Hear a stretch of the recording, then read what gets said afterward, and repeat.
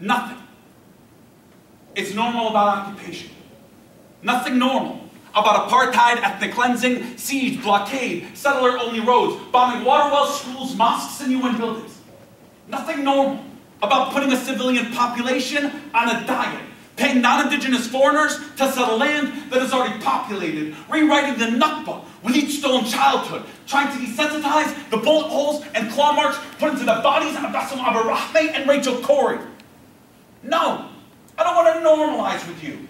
I don't want to hug, have coffee, talk it out, break bread, sit around the campfire, eat s'mores, and gush about how we're all the same. I don't want to share the stage, co-write a poem, submit to your anthology, talk about how art, instead of justice, can forge a better path. I don't want to indulge your amnesia about a glorious past. Have a therapy session on two sides with equal grievances. The only thing barren is your moral capacity.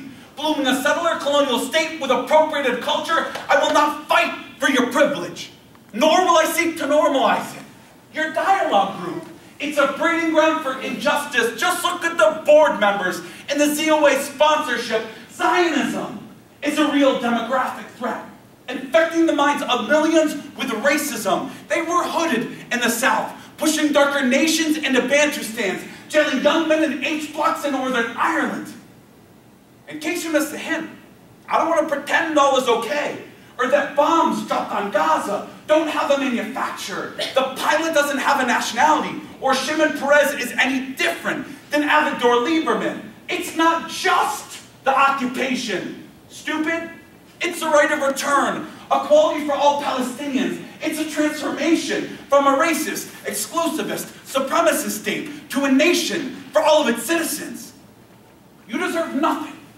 Nothing more than equality, which means more than African refugees are provided in South Tel Aviv. You are the shining light on a settlement hill, reminding the world that racism often comes in nice packaging. We don't give the Sudan $3.1 billion a year in military aid. Don't have preferential trade agreements with North Korea. Don't call Iran a democracy. You're a proxy for empire, a 1950s ethnocracy in 21st century clothing. Yes, Israel, you're singled out. With aid, weapons, and UN vetoes in your favor. Did I hurt your feelings? Should we hug after the show?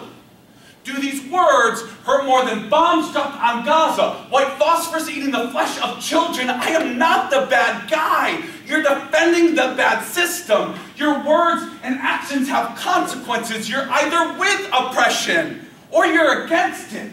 I didn't write history and didn't choose for you to stand on the wrong side of it. Your system of oppression, it is coming to an end.